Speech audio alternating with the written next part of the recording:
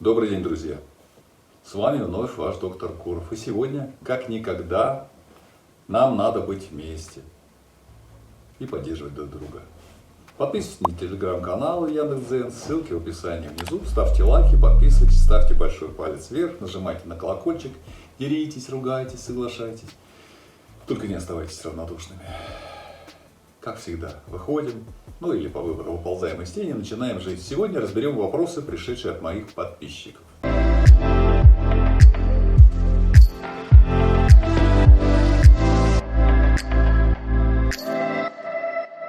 Наших подписчиков интересует тема «Женщина с прицепом». Мужчина не принимает моего ребенка. Как быть? Встречаемся с молодым человеком уже 1,5 года. У меня есть ребенок 7 лет. С отцом ребенка в разводе, но они общаются каждую неделю. Ребенок к моему парню относится очень хорошо, тянется к нему, но мой парень его совершенно не воспринимает. Собирались начать жить вместе, даже пожили немного, но потом он вернулся к себе. Говорит, что ему некомфортно в моей квартире. Он чувствует за собой какое-то подсознательное чувство вины, что не может любить моего ребенка, и в моем сыне все его раздражает. При этом говорит, что меня любит очень сильно. Что делать? Есть ли у таких отношений будущее? Давайте рассуждать потихонечку и расставлять все по своим полочкам. Так получилось, что вы не девственница, не донесли до венца своей невинности, да еще имели легкомысленные связи без должной контрацепции, которые привели к беременности и таким отягчающим последствиям, как ребенок. Вы средоточие греха и ужаса.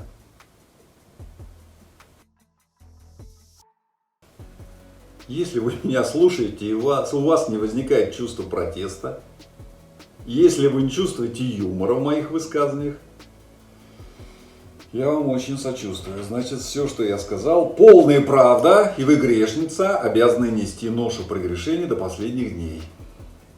Если же у вас все же возникло чувство фальши и неприятия моих слов, значит, не все еще потеряно. Давайте узнаем, почему наслаждение от отношений получают обе стороны, а ответственность, воспитание, потомство, комплекс вины и грехопадения должна нести только женщина. Мне безразличны убеждения разных зашоренных, офанатевших мракобесов от якобы морали. Пусть носят свои гири по жизни сами. Мы не обязаны не разделять с ними их железобетонных убеждений, категоричных инфантилов, не прогибаться под их мнения и традиции.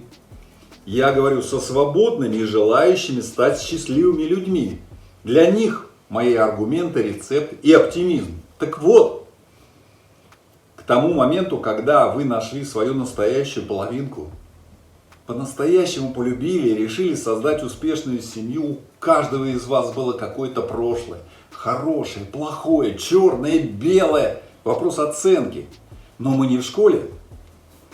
Если вы пришли к решению быть вместе, и так для вас будет лучше, по вашему мнению, чем одному, то садимся и делаем ревизию накопленного опыта. Это касается вкусов, взглядов, убеждений, принципов, грехов и слабостей и прочее до бесконечности. Мало ли чего в нас еще есть. И чтобы потом не разочароваться и не страдать, давайте договоримся на берегу. И наш ребенок, наша радость и наша головная боль – неотъемлемая часть нашего прошлого и нас самих. Если нас хотят взять, отрезать от нас левую ногу или руку, то мы вправе как минимум сопротивляться, но лучше просто послать насильника подальше. Нет, мы не готовы к таким категоричным решениям. Хорошо, в нас теплятся сомнения, а нельзя ли договориться, переделать мужчину, научить ее тому, чем он доселе не обладал. И если он уже в самом начале отношений, романтическом периоде влюбленности, не готов к разговору, компромиссам и договоренностям, значит дальше будет только хуже. Хотите хуже? Естественно, риторический вопрос. Поэтому, чем раньше вы начнете разведку, поиск новых путей сотрудничества и преодоление проблем, тем вам будет легче в последующем. Какие бы ни были причины трудностей в принятии вашего ребенка со стороны партнера, если вы не готовы выкинуть ради отношений из жизни ребенка, придется учиться договариваться. Если он не готов или отказывается искать компромиссы, это всего лишь проверка вашего будущего мужа на профпригодность.